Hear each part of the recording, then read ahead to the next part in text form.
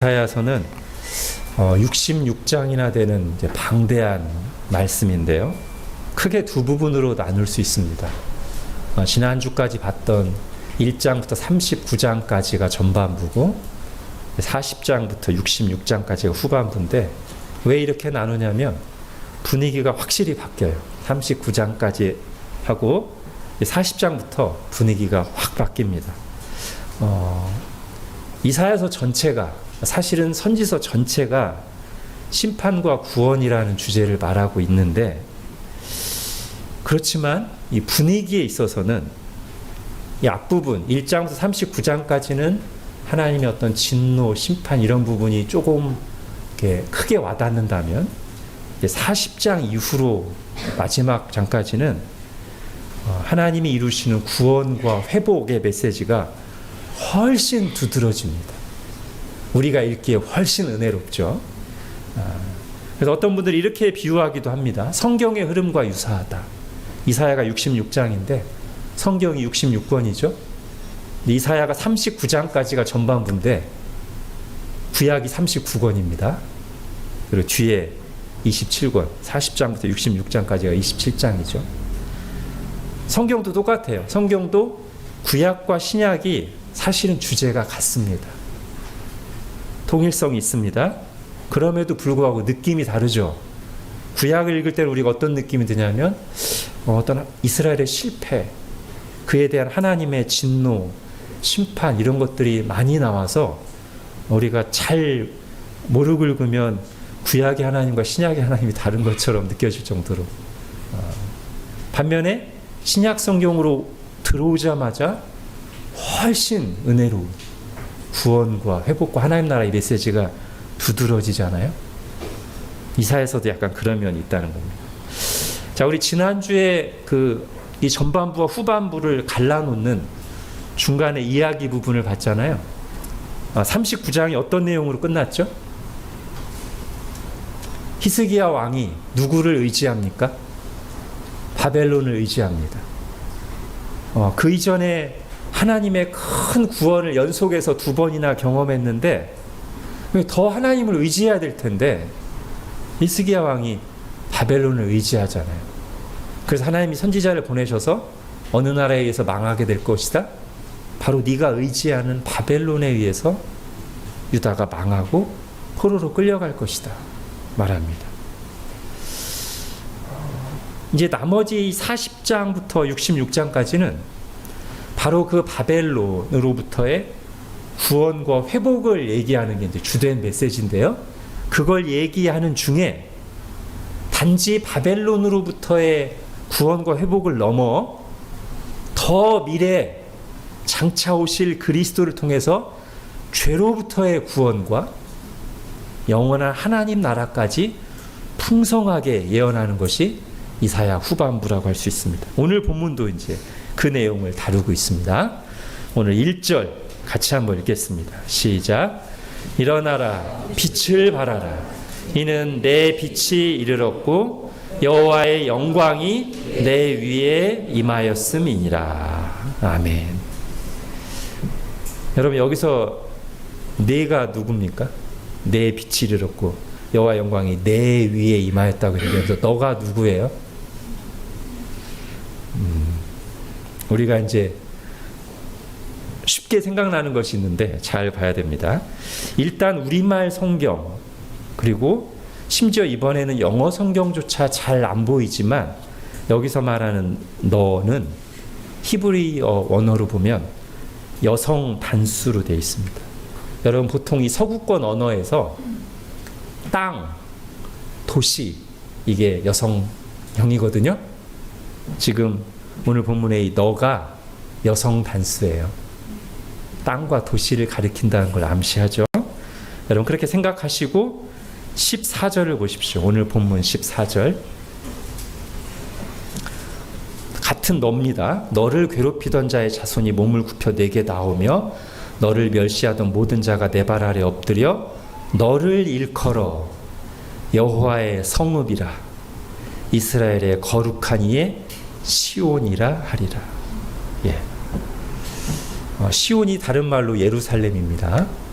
아마 여러분이 가지고 있는 성경 대부분 오늘 이사야 60장의 소 제목이 예루살렘이 받을 영광으로 돼 있을 겁니다. 맞습니까? 예, 이미 답이 나와 있는 걸 제가 질문한 거죠. 예, 맞습니다. 오늘 본문에서 너는 예루살렘을 가리킵니다. 즉 오늘 본문은 죄로 심판받아 파괴되고 황폐하게 버려졌던 예루살렘이 때가 되면 회복되고 각 나라에서 모든 민족으로부터 온 사람들로 북적거리며 영광스럽게 될 것이라는 예언입니다. 여러분 10절 11절을 같이 읽겠습니다. 시작. 내가 노하여 너를 쳤으나 이제는 나의 은혜로 너를 불쌍히 여겼은즉 이방인들이 내 성벽을 쌓을 것이요 그들의 왕들이 너를 섬길 것이며 내 성문이 항상 열려 주야로 닫히지 아니하리니 이는 사람들이 내게로 이방 나라들의 재물을 가져오며 그들의 왕들을 포로로 이끌어 옴이라. 예. 그럼 여러분이 오늘 말씀에 나오는 이 이사야 60장의 예언이 언제 어떻게 성취될까요? 자, 우선 이스라엘 백성들이 바벨론 포로 생활에서 돌아올 때 예루살렘이 회복됩니다. 재건됩니다. 그게 오늘 말씀의 부분적인 또는 모형적인 성취예요. 아직 지금 이사야가 말씀을 선포할 당시에는 바벨론이 세계를 제패할 때도 아닙니다. 그런데 지금 하나님은 이사야를 통해서 장차 바벨론에서 망할 것이고 또 그 이후에 장차 그 바벨론으로부터 구원해 내실 거를 말씀하고 있는 거거든요. 이 말씀대로 얼마 지나지 않아서 이 말씀이 선포된 지 한 100여 년쯤 지나서 남유다는 바벨론에 의해서 망합니다. 그때 성전도 다 파괴되고요. 예루살렘이 완전히 황폐하게 됩니다. 그런데 그 바벨론이 유다를 망하게 했던 그 바벨론이 생각보다 오래 못 가요. 금방 내 망합니다. 어떤 나라에서 망하죠? 바벨론의 뒤를 이어서 세계 주도권을 잡은 제국은 페르시아입니다. 그런데 이 페르시아는 바벨론하고 거의 반대의 정책을 펴요. 바벨론은 막 쳐들어가서 때려 부시고 파괴하고 포로로 끌고 왔잖아요. 그래서 유다도 지금 바벨론의 포로로 끌려와 있다고요.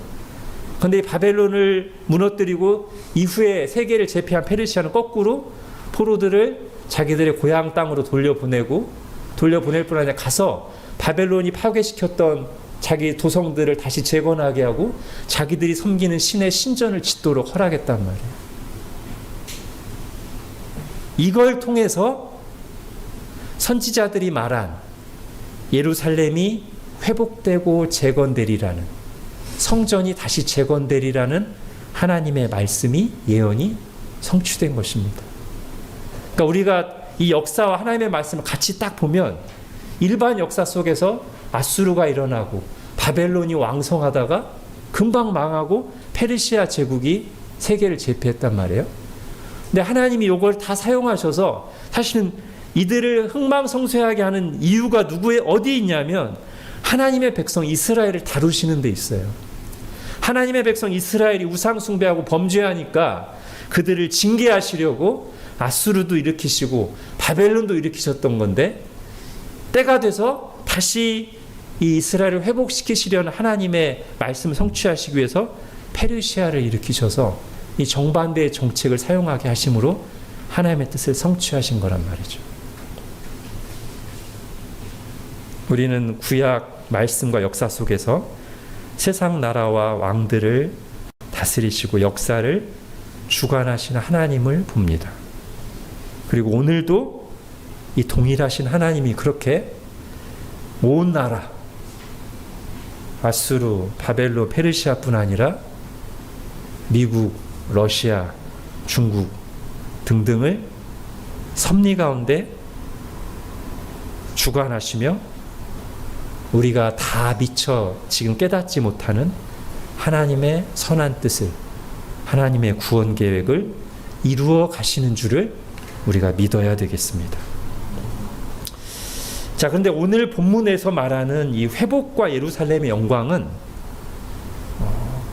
이 포로 귀환으로 인해서 성전이 재건되고 예루살렘 성이 다시 건축된 것보다 훨씬 이상의 내용을 지금 다루고 있어요. 우리가 아까 60장 쭉 읽었는데 그거보다 훨씬 더 큰 영광을 말하고 있어요.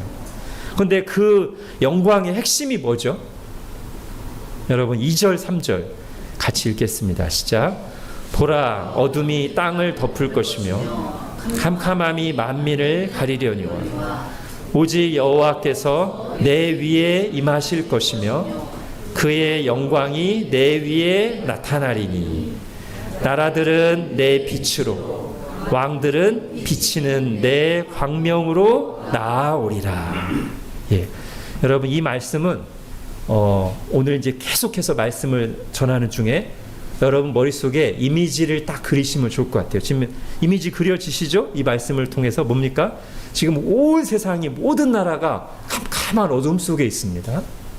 그런데 이 예루살렘 위에만 하나님의 영광이 떠올라서 비추는 덕에 이 예루살렘만 빛으로 찬란하고 환합니다. 그랬더니 어떤 일이 일어나요?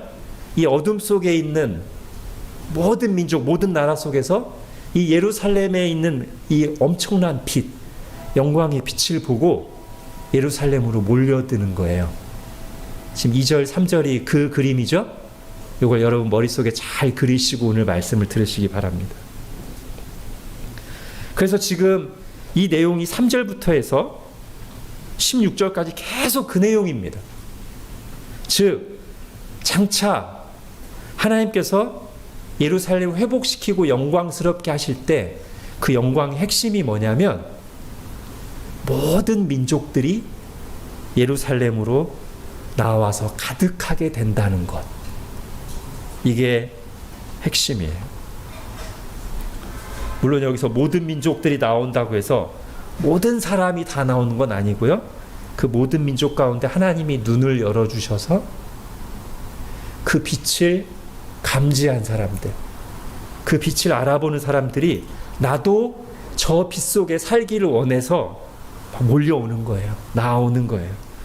그래서 예루살렘은 사방에서 이 빛에 거하기를 원하는 사람들, 하나님을 경배하기 위해 나온 사람들로 가득하게 돼요.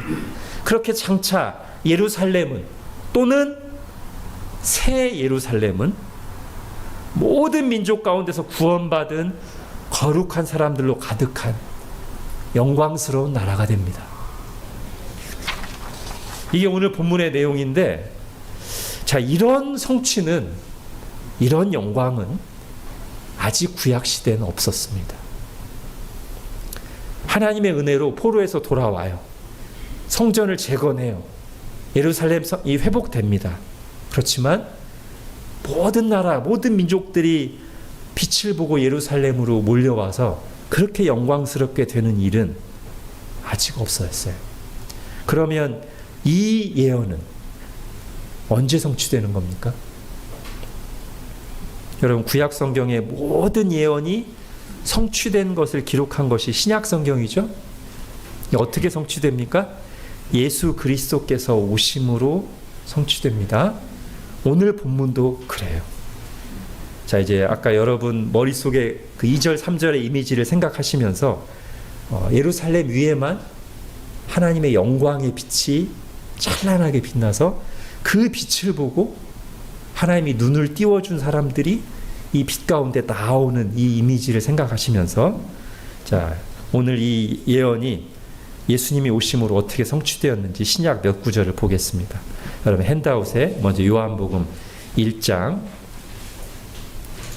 같이 읽겠습니다. 시작. 참 빛 곧 세상에 와서 각 사람에게 비추는 빛이 있었나니 그가 세상에 계셨으며 세상은 그로 말미암아 지은 바 되었으되 세상이 그를 알지 못하였고 자기 땅에 오매 자기 백성이 영접하지 아니하였으나 영접하는 자 곧 그 이름을 믿는 자들에게는 하나님의 자녀가 되는 권세를 주셨으니 이는 혈통으로나 육정으로나 사람의 뜻으로 나지 아니하고 오직 하나님께로부터 난 자들이니라. 말씀이 육신이 되어 우리 가운데 거하심에 우리가 그의 영광을 보니 아버지의 독생자의 영광이요 은혜와 진리가 충만하더라. 예수님이 빛이세요. 이 빛이 이제 비추는 겁니다. 그랬더니 자 누가복음 6장 같이 읽겠습니다. 예수께서 그들과 함께 내려오사 평지에 서시니 그 제자의 많은 무리와 예수의 말씀도 듣고 병고침을 받으려고 유대 사방과 예루살렘과 두로와 시돈의 해안으로부터 온 많은 백성도 있더라. 이미 예수님이 이 땅에 계실 때부터 이 빛이신 예수님을 보고 사방에서부터 사람들이 예수님께 나옵니다. 자, 이 빛이 어디까지 이르는지 볼게요. 사도행전 1장 8절입니다. 시작. 오직 성령이 너희에게 임하시면 너희가 권능을 받고 예루살렘과 온 유대와 사마리아와 땅 끝까지 이르러 내 증인이 되리라 하시니라. 아멘. 모든 민족에게까지 나갑니다. 그런데 이제 하나 차이가 있죠. 오늘 본문에 예언하는 내용하고 지금 신약에서 예수님이 오심으로 이 말씀이 어떻게 성취되었는가를 볼 때 빛이 비추고 모든 민족이 나오는 것까지는 일치하는데 어떤 차이가 있어요? 오늘 본문에는 예루살렘이라는 도시에 성읍에 이방인들이 몰려와요. 그런데 사도행전 1장 8절에 보면 오히려 예루살렘으로부터 시작해서 모든 민족으로 복음을 들고 나가서 모든 민족이 구원을 받게 돼요. 이 차이가 있습니다. 이 차이가 왜 나는 걸까요? 여러분 먼저 이렇게 생각해 보십시오. 오늘 본문에서 예루살렘이라는 성읍이 잘못을 해서 하나님께서 이 예루살렘이라는 성읍 도시를 심판한 게 핵심이 아니죠. 사실은 누가 죄를 지은 거예요? 하나님의 백성 이스라엘이 죄를 지어서 그 이스라엘을 심판하신다는 내용을 심판하시는 것을 예루살렘에 대한 심판으로 묘사한 거잖아요. 마찬가지로 궁극적으로 회복되어야 될 것도 뭐냐면 예루살렘이라고 하는 땅이 그 특정한 장소가 회복되고 영광스럽게 되는 게 본질이 아니고 죄로 무너졌던 하나님의 징계를 받았던 하나님의 백성이 회복되고 영광스럽게 되는 게 그게 본질이잖아요.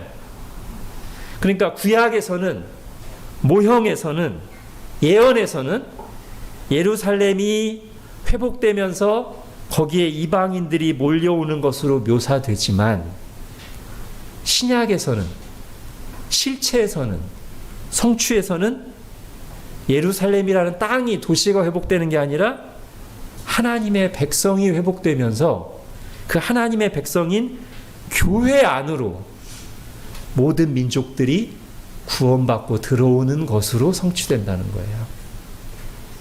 자, 이와 관련한 예수님의 말씀을 이제 한 부분 볼게요. 자, 당시에 이방인들보다도 못한 취급을 받던 한 사마리아 여인과의 대화인데요. 요한복음 4장을 보십시오. 핸드아웃에. 먼저 사마리아 여인이 예수님께 이렇게 질문합니다. 우리 조상들은 이 산에서 예배했는데, 그리심산이라는 산을 가리켜요. 당신들의 말은 예배할 곳이 예루살렘에 있다 하더이다. 예루살렘이라고 하는 특별한 장소를 당신들은 강조하더이다. 구약시대엔 예루살렘이 특별한 장소였어요. 자, 그런데 예수님이 이 여인에게 하시는 대답을 잘 보십시오. 예수께서 이르시되 여자여 내 말을 믿으라. 이 산에서도 말고 예루살렘에서도 말고 너희가 아버지께 예배할 때가 이르리라. 자, 이제 어떤 때가 올 텐데, 어떤 중요한 때, 성취의 때가 올 것인데, 그때에는 이 산, 그리심산이나 예루살렘이라고 하는 어떤 특정한 장소가 중요한 것이 아닌 때가 올 것이다. 그런데 그 때가 언제냐면 23절에 보십시오. 아버지께 참되게 예배하는 자들은 영과 진리로 예배할 때가 오나니 곧 이때라 이렇게 말씀하세요. 즉 지금 나 예수가 너 사마리아 여자에게 와서 하나님의 말씀 진리를 선포하고 있는 이때가 바로 그때다. 구약에서 말한 모든 말씀이 성취되는 그때다. 오늘 이사야 60장을 포함해서 바로 지금이 그때인데, 이때는 어떤 때다? 이 산, 저 산, 예루살렘이라고 하는 어떤 장소가 특별하게 여겨지는, 이제는 그런 시대가 지난 때다. 지금 중요한 것은 예수 그리스도를 통해서 하나님을 아버지라 고백하며 모든 사람들이, 유대인을 포함해서 유대인과 너 사마리아 여인과 모든 이방인들이 나 예수를 통해서 하나님을 아버지라 부르며 하나님을 참되게 예배하는 그 때가 되었다 라고 말씀하시는 거예요. 그래서 오늘 본문 이사야 60장의 성취는 예루살렘이라고 하는 땅이 회복되고 영광스럽게 해서 거기에 이방인들이 잔뜩 들어오는 게 아니라, 오늘 예수님의 말씀처럼, 그리고 사도행전에 나온 것처럼 예수 그리스도의 빛을 보고 모든 민족들이 들어와서 교회를 이루는 것, 모든 민족으로 구성된 교회를 이루는 것이, 그렇게 영광스럽게 되는 것이 오늘 본문의 성취라는 거예요. 그래서 여러분, 보통 신대원에서 졸업여행으로 저기 뭐 예루살렘, 이스라엘 막 그런 데 갈 때가 있어요. 근데 그때 우리는 항상 주의합니다. 성지순례라는 말을 쓰지 않고요, 성서지리 여행이라는 표현을 의도적으로 씁니다. 왜냐하면 비슷한 말 같지만 성지순례, 성지라는 말하고 성경지리, 성경지리 줄이면 성지 아닌가? 근데 약간 느낌이 틀려요. 앞에 성지순례라고 할 때 성지는 어떤 거룩한 특별한 땅을 가리키는 겁니다. 아까 사마리아 여인이 말한 것처럼 당신들이 예배할 곳이 예루살렘에 있다 하더이다. 우리 이제 신약 시대에는, 예수님이 오신 이후에는 더 이상 그런 의미의 성지는 없다는 거예요. 저희는 우리에게는 뭐만 있어요? 이 성경 역사가 펼쳐졌던 성서지리, 성경지리만 있지 특별한 의미의 성지는 없다. 또한 성지순례라는 말 속에는 공로사상이 들어가 있어요. 여러분, 이슬람이 행위구원이잖아요. 행위구원이기 때문에 이슬람 신자들, 즉 무슬림들은 몇 가지 이렇게 의무적으로 해야 되는 게 있거든요. 하루에 뭐 5번씩 기도하고 라마단에 금식하고 이런 걸 포함해서, 그 중에 하나, 5기둥 중에 하나가 뭐냐면 성지순례예요. 물론 예루살렘이 아니고 무슬림의 성지인 메카죠. 사우디아라비아에 있는 메카. 그러니까 이 성지순례라는 말은 행위구원을 말하는, 그리고 어떤 특정한 장소를 성지로 여기는 무슬림들에게나 적절한 표현이지, 요한복음 4장에 나오는 예수님의 말씀을 아멘으로 받는 우리에게는 성지순례라는 표현이 적절한 표현이 아닙니다. 우리에게는 성경지리만 있을 뿐. 자, 다시 본문으로 돌아와서, 자, 그래서 오늘 말씀이 예수 그리스도께서 오심으로 교회에게 성취된 건데, 오늘 말씀이 교회를 통해서 성취됐다는 것을 보여주는 여러 가지 신약 성경 구절들이 있어요. 말하자면 이사야 60장 1절에 변주곡에 해당되는 신약 구절들이 여럿 있는데요. 여러분, 변주곡 뭔지 아시죠? 주제 선율이 있는데 그거를 리듬이나 화음, 선율만 조금씩 다르게 해서 다양하게 표현하는 거예요. 좀 더 쉽게 말하면 같은 주제, 같은 내용을 말하는데 다양한 방식으로 표현한다고 할 때 변주한다, 변주곡이라고 해요. 최근에 출판된 아주 좋은 책 중에 성경 모든 본문에서 그리스도를 설교하라라는 책이 있습니다. 여러분, 왜 이게 가능하죠? 왜 성경 모든 본문에서 그리스도를 설교하는 게 가능하냐면, 성경 모든 본문이 그리스도라는 주제를 다양한 방식으로 노래하는 변주곡이라고 볼 수 있기 때문에 그런 것이죠. 그래서 예수님이 뭐라고 말씀하셨어요? 너희가 성경에서 영생을 얻는 줄 알고 성경을 연구하는데 이 성경이 바로 나 예수에 대해서 말하는 것이다. 모든 성경이 예수님의 변주곡이라고 말할 수 있어요. 큰 틀에서. 근데 이제 조금 세부 주제로 들어가면 다 예수님 얘기지만 어떤 부분은 구원, 어떤 부분은 하나님 나라, 어떤 부분은 교회, 이런 내용을 다루는 본문들이 있잖아요. 그 변주곡들이 있다고요. 성경이 그렇게 많이 구성되어 있어요. 그래서 오늘 이 이사야 60장 1절에 해당되는 변주곡에 해당되는 신약 구절이 여럿 있는데, 우리 다시 한번 먼저 60장 1절을 읽고 나서 그리고 신약 구절들을 볼게요. 1절 같이 읽겠습니다. 시작. 일어나라, 빛을 발하라. 이는 내 빛이 이르렀고 여호와의 영광이 내 위에 임하였음이니라. 이게 어떻게 신약 성경에서 비슷하지만 다른 표현으로 교회에게 성취된 내용으로 표현되고 있는가? 여러분, 베드로서 2장 9절 같이 읽겠습니다. 시작. 그러나 너희는 택하신 족속이요 왕 같은 제사장들이요 거룩한 나라요 그의 소유가 된 백성이니 이는 너희를 어두운 데서 불러내어 그의 기이한 빛에 들어가게 하신 이의 아름다운 덕을 선포하게 하려 하심이라. 어떻습니까, 여러분? 이사야 60장 1절이 베드로서 2장 9절과 같은 주제임이 보이시나요? 자, 에베소서 5장 14절도 읽겠습니다. 시작. 그러므로 이르시기를 잠자는 자여 깨어서 죽은 자들 가운데서 일어나라. 그리스도께서 너에게 비추이시리라 하셨느니라. 예, 하나만 더 볼게요. 마태복음 5장도 역시 이사야 60장 1절의 변주곡이라고 할 수 있습니다. 시작. 너희는 세상의 빛이라. 산 위에 있는 동네가 숨겨지지 못할 것이요 사람이 등불을 켜서 말 아래에 두지 아니하고 등경 위에 두나니 이러므로 집안 모든 사람에게 비치느니라. 이같이 너희 빛이 사람 앞에 비치게 하여 그들로 너희 착한 행실을 보고 하늘에 계신 너희 아버지께 영광을 돌리게 하라. 아멘. 예, 핸드아웃에는 없지만 마태복음 28장에 나오는 대위임령도 마찬가지입니다. 너희는 가서 모든 민족을 제자로 삼아 아버지와 아들과 성령의 이름으로 세례를 베풀고 내가 너희에게 분부한 모든 것을 가르쳐 지키게 하라. 볼지어다 내가 세상 끝날까지 너희와 항상 함께 있으리라. 이 말씀 역시도 일어나라, 빛을 발하라. 이게 뭐예요?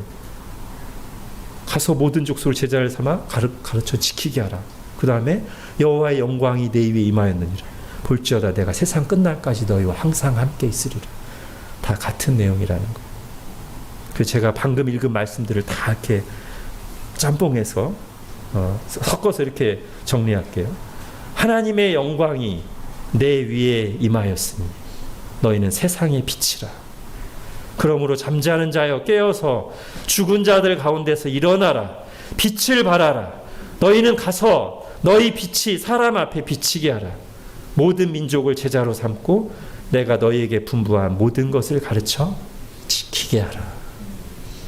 이런 말씀입니다. 여기서 중요한 것은 이게 우리 얘기라는 거예요. 이사야 60장 일어나라 빛을 발하라. 이 말씀이 여호와의 영광이 내 위에 임하였음이니라.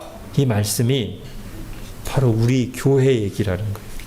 하나님께서 오래전에 계획하시고 이렇게 선지자들에게 말씀해 오셨다가 때가 되어 성취된 것인데 우리가 바로 그 성취로서 오늘 여기 있다는 것입니다. 그래서 우리도 예수님처럼 하면 될 것 같아요. 여러분 한 장 딱 넘겨서 이사야 61장을 보십시오. 이사야 61장 1, 2절 주 여호와의 영이 내게 내리셨으니 이는 여호와께서 내게 기름을 부으사 가난한 자에게 아름다운 소식을 전하게 하려 하심이라. 나를 보내사 마음이 상한 자를 고치며 포로된 자에게 자유를 갇힌 자에게 노임을 선포하며 여호와의 은혜의 해와 우리 하나님의 보복의 날을 선포하여 모든 슬픈 자를 위로하되. 여러분 예수님께서 사역 초기에 고향 가셔서 회당에 들어가셨습니다. 그리고 이사야 두루마리를 딱 건네받으셔서는 쫙 펼치셔서 바로 이 부분 방금 제가 읽은 61장 1, 2절 이사야서 말씀을 그대로 읽으셨어요. 그리고 딱 멈추셨어요. 그랬더니 거기 회당에 모였던 사람들이 예수님 그 다음에 무슨 말씀을 하실까? 딱 숨을 죽이고 예수님께 집중하는데 예수님이 이렇게 말씀하셨습니다. 이 글이 오늘 너희 귀에 응하였느니라.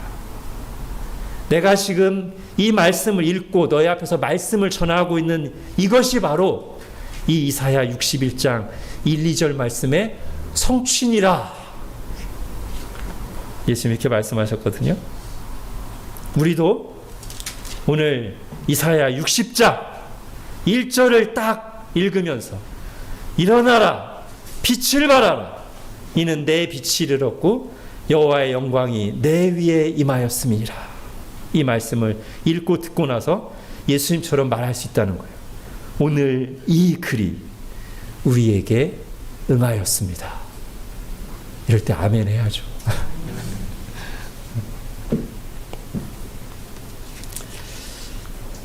너희는 세상의 빛이라. 여러분 이 말씀 속에는 당연히 어떤 사실이 내포되어 있어요? 이 세상이 뭐다? 어둠이다. 세상 사람들이 빛이 없는 캄캄한 어둠 속에 살고 있다는 것을 가정한 말이죠. 너희는 세상의 빛이라. 오늘 본문 2절에서도 그걸 말하고 있습니다. 여러분 다시 이사야 60장 2절을 보십시오. 같이 읽겠습니다. 시작. 보라 어둠이 땅을 덮을 것이며 캄캄함이 만민을 가리려니와 오직 여호와께서 내 위에 임하실 것이며 그의 영광이 내 위에 나타나리니. 예. 다시 한번 아까 제가 말씀드린 이미지를 생각해 보십시오. 지금 세상이 온통 어둠 속에 있어요. 유일하게 교회에만 빛이 있습니다. 여기서 말하는 어둠이란 하나님과의 단절입니다. 죄 가운데 살아가는 것이고 그 죄의 결과인 허무와 두려움과 우상 숭배와 죽음과 지옥 심판을 말합니다. 그들에게 필요한 빛이란 즉 우리가 이미 받았고 유일하게 우리 속에 쥐어져 있는 그 빛이란 하나님의 생명이고 구원의 복음이요 예수 그리스도요 하나님 나라입니다. 자, 오늘 본문은 이렇게 어둠이 가득하던 세상에 하나님의 영광이 떠올라서 예루살렘 위에 성취되는 교회 위에 떠올라 비추면 이어서 어떤 일이 일어날 것이라고 예언하고 있어요? 3절에 나라들은 내 빛으로 왕들은 비치는 내 광명으로 나아오리라 예언하고 있습니다. 어떻습니까? 이 예언의 말씀이 우리에게 응했나요? 예, 그렇죠. 응했죠. 그러니까 지금 이스라엘 사람이 아닌 우리가 빛 가운데 들어왔고 우리가 우선은 이 빛에 들어온 사람으로서 우리에게 응한 것이고요. 그죠? 지금은 우리를 통해서 세상 사람들이 이 빛을 보고 있다는 측면에서 이 말씀이 응한 것이죠.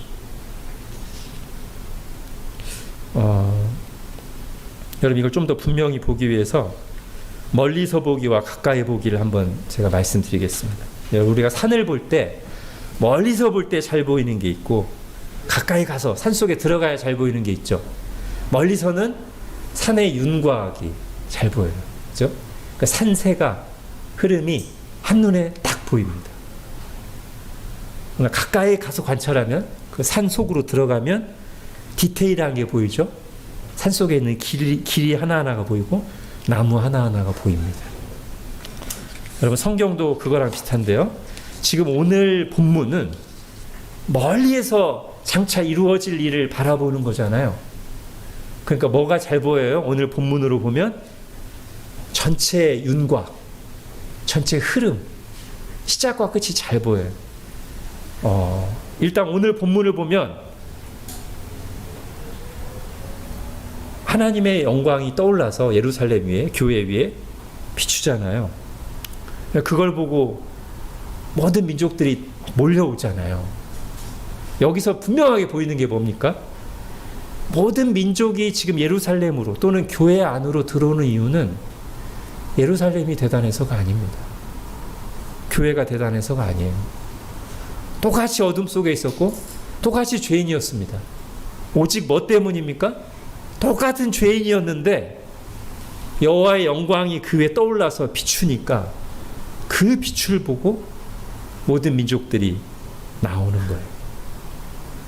하나님이 하시는 거란 말입니다. 이게 멀리서 볼 때 잘 보이고요. 또 하나는 아까 제가 산세가 보인다고 했잖아요. 멀리서 보면 우르르 모든 민족들이 예루살렘으로 들어와서 막 가득 차는 게 처음부터 끝까지가 멀리서 보면 다 보여요. 아, 이 일이 이렇게 성취되는구나. 이게 딱 보입니다. 그런데 이제 가까이 가서 그 성취 속에 들어가 있는 우리가 볼 때는 오히려 그건 좀 잘 안 보일 수 있고요. 디테일한 게 보여요. 그게 어떻게 이루어지는지. 뭐가 보이냐면 한 사람 한 사람이 구체적으로 구원받는 게 보입니다. 아까 멀리서 볼 때는 멀리서 누군지도 몰라요. 익명의 이름도 안 보이고 그냥 예루살렘에 우르르 막 모든 민족들이 몰려오는 게 보였어요. 그러나 우리가 가까이서 성취를 볼 때는 한 사람 한 사람 이름을 가진 한 사람 한 사람이 보입니다.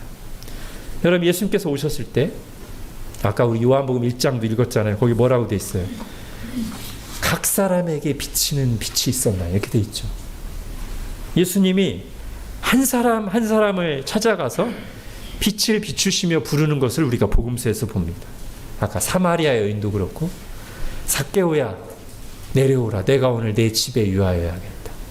세리마태를 향해서 그 앞에 딱 가셔서 나를 따르라 부르시고 그렇게 하나님이 하신다고요. 멀리서 보면 우르르 모든 민족이 들어와서 말씀이 성취되는 거지만 실제로 보면 한 사람 한 사람을 예수님이 직접 찾아가셔서 말씀으로 그 마음을 비추시고 깨닫게 하시고 그 영혼을 거듭나게 하시고 부르심으로 그 일이 성취되는 거예요. 자, 또 하나 이 성취 안으로 들어갈 때는 멀리서 볼 때는 잘 안 보이는 게 또 하나 보이는 게 있는데요. 뭐죠? 아까 멀리서 볼 때는 예루살렘이 뭘 하는 게 없어요. 그냥 위에 하나님의 영광이 강렬한 빛이 비추니까 그걸 보고 모든 민족이 나왔잖아요. 근데 실제로 우리가 성취에 딱 들어가서 봤을 때는 예수님이 한 사람 한 사람을 찾아가서 부르신 것처럼 예수님이 부활 승천하신 후에는 그 일을 누구에게 맡기셔요? 교회에게 위임하세요. 물론 그것도 예수님이 하시는 일이에요. 우리 영혼을 거듭나게 하시는 일, 말씀이 믿어지게 하시는 일은 예수님이 하시는 일인데 예수님이 그 일을 하실 때 교회에게 명령하시고 교회를 통해서 하신다는 거예요. 그게 가까이서 갈 때는 보여요. 그리고 실제로 지금까지 이렇게 진행돼 왔어요. 이 이사야 60장의 성취가 지금까지 그렇게 진행돼 왔습니다. 먼저 예수님이 한 사람 한 사람 부르셨고 그 뒤에는 교회가 그걸 이어받아서 한 사람 한 사람 복음을 전했습니다. 그것이 우리한테까지 흘러왔습니다. 우리가 그 바통을 이어받았습니다. 이 시대에는 우리가 그 일을 해야 되고 또 그것을 계속해서 우리 후세에 바통을 넘겨줘야 됩니다. 자, 오늘 이사야 60장은 이제 이 단계를 거쳐서 최종 단계까지 사실 보여주고 있어요. 여러분 19절 보십시오. 19절 같이 읽겠습니다. 시작. 다시는 낮에 해가 내 빛이 되지 아니하며 달도 내게 빛을 비추지 않을 것이요 오직 여호와가 내게 영원한 빛이 되며 내 하나님이 내 영광이 되리니. 예. 여러분 이거와 거의 똑같은 구절이 요한계시록 끝부분에 새하늘과 새 땅이 성취되는 장면에서 새 예루살렘을 묘사하는 말씀으로 나옵니다. 계시록 21장 같이 읽겠습니다. 시작. 그 성은 해나 달의 비침이 쓸데없으니 이는 하나님의 영광이 비치고 어린 양이 그 등불이 되심이라. 만국이 그 빛 가운데로 다니고 땅의 왕들이 자기 영광을 가지고 그리로 들어가리라. 아멘. 여러분, 이렇게 이미 최후 승리와 하나님 나라 완성이 말씀에 기록되어 있습니다. 하나님은 벌써 다 기록해 놓으셨어요. 마지막에 이루어질 일들까지. 그리고 이것은 1.1획도 남김없이 다 성취될 것입니다. 그러니 우리가 바통을 이어받고 고군분투하고 살고 있는 이 시대가, 이 세상이 아무리 어둡고 점점 더 악해져 가는 것만 같아도, 교회가 너무 헤매고 미약해 보일지라도 이거 하나만은 놓치지 마십시오. 그래도 교회가 최후 승리합니다. 만민 구원과 하나님 나라 완성은 반드시 이루어집니다. 하나님 이미 다 기록해 놓으셨습니다. 하나님이 친히 이루실 것입니다. 하나님이 전능하시기 때문에 그 일은 반드시 이루어지고, 하나님이 그걸 간절히 원하시기 때문에 반드시 이루어집니다. 우리가 뭔가에 막 열정적으로 시간과 에너지를 쏟고 계속해서 그 얘기를 하면 거기에 마음이 있는 거잖아요. 그죠? 하나님이 지금 이걸 계속 말씀하세요. 구약에서 내내, 신약에서 내내. 뭐를요? 모든 민족이 구원받는 거예요. 처음 아브라함 한 사람을 부르실 때도, 아브라함 한 사람을 부르심으로 이 일을 시작하셨는데, 아브라함 한 사람을 부르실 때도 결론은 뭘 말씀하셨어요? 너를 통하여 천하 만민이 복을 받을 것이다.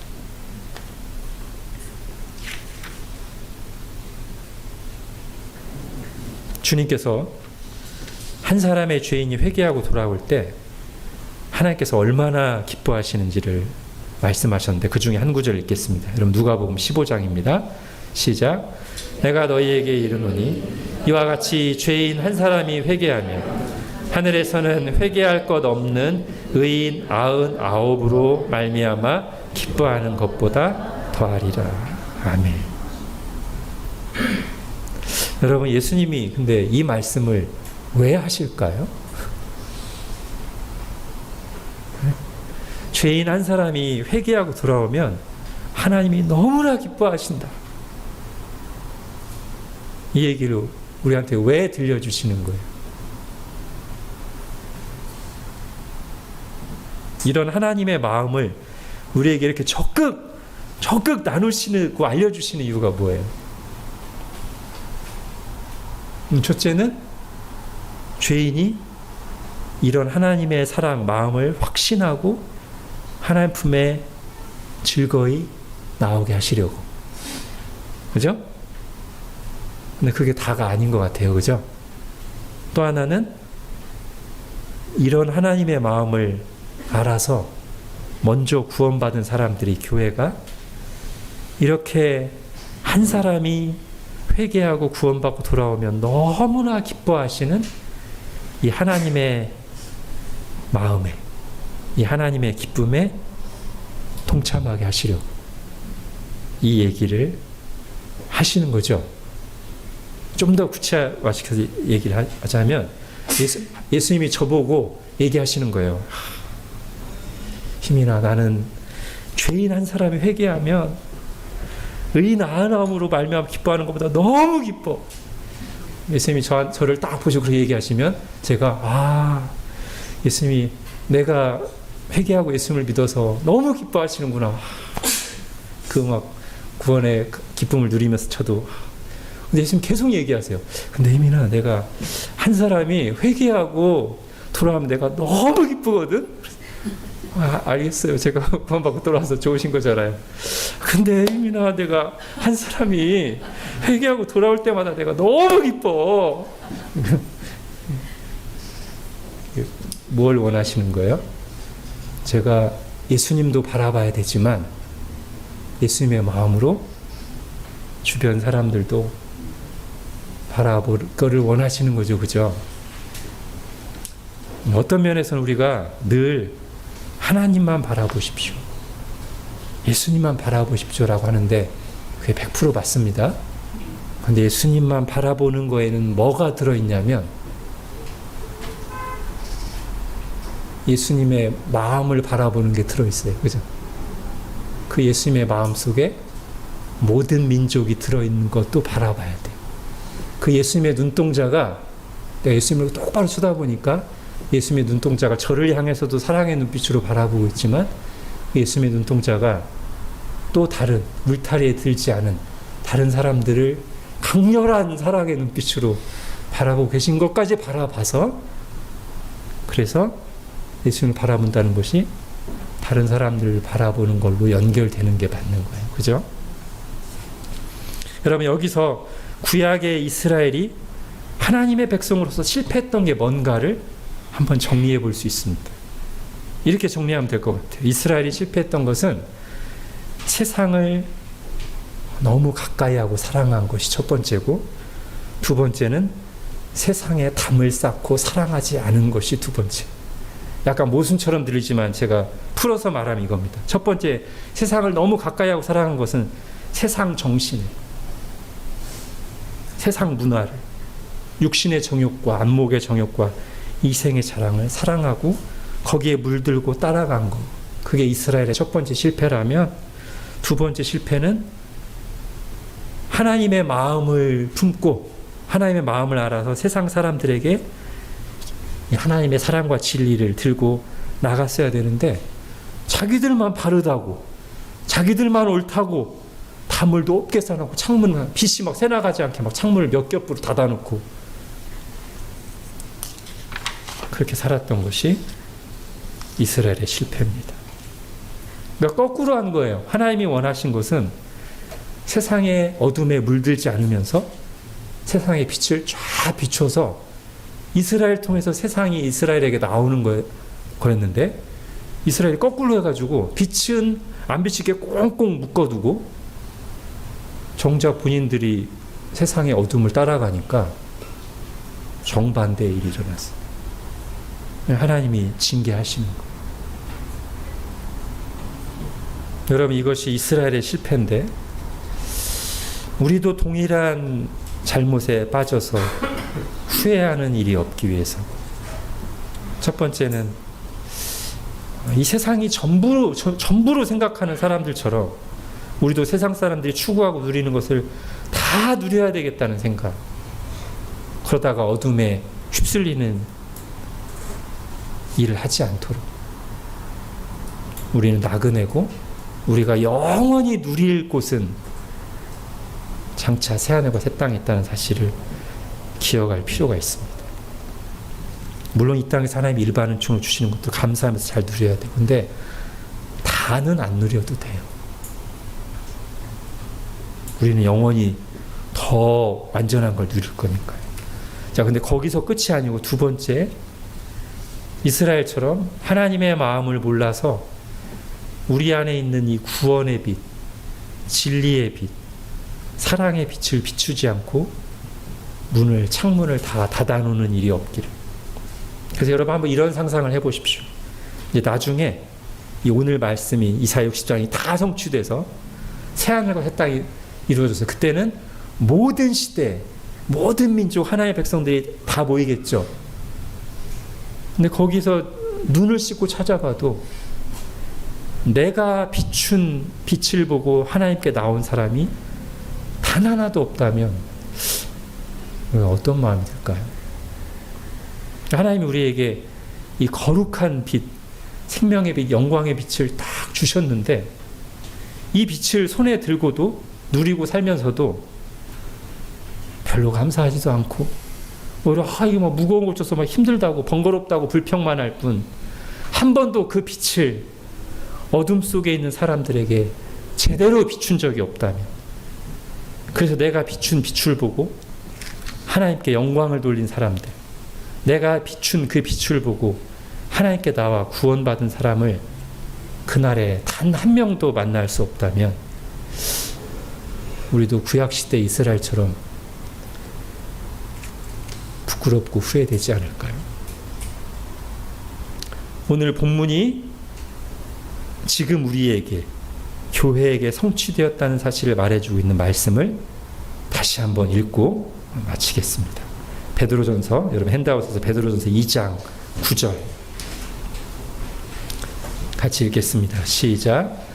그러나 너희는 택하신 족속이요 왕같은 제사장들이요 거룩한 나라요 그의 소유가 된 백성이니 이는 너희를 어두운 데서 불러내어 그의 기이한 빛에 들어가게 하시니에 아름다운 덕을 선포하게 하려 하심이라.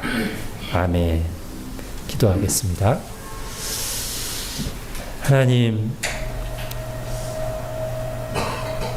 이사야서 60장에 예언하신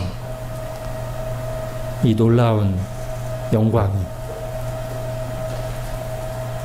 지금 우리에게 성취되었고 적용된 사실이라는 것을 오늘 말씀을 통해 다시 듣습니다. 하나님, 우리의 눈을 활짝 열어주셔서 지금 우리가 들어와 있는 기이한 빛, 영광의 빛을 알게 하시고 누리게 하시고 또한 이 빛에 들어가게 하신 주님의 아름다운 덕을 그리고 주님이 우리에게 주신 그 거룩한 복음의 빛을 하나님의 마음을 품고 우리 가족들에게 주변 사람들에게 선포하는 우리의 사명을 감당하게 하여 주옵소서. 그렇게 하나님이 주신 사명, 하나님의 기쁨에 동참하라는 그 부르심에 응답하여 참으로 일어나 빛을 발하는 교회가, 신자가 되게 하여 주옵소서. 예수님의 이름으로 기도합니다. 아멘.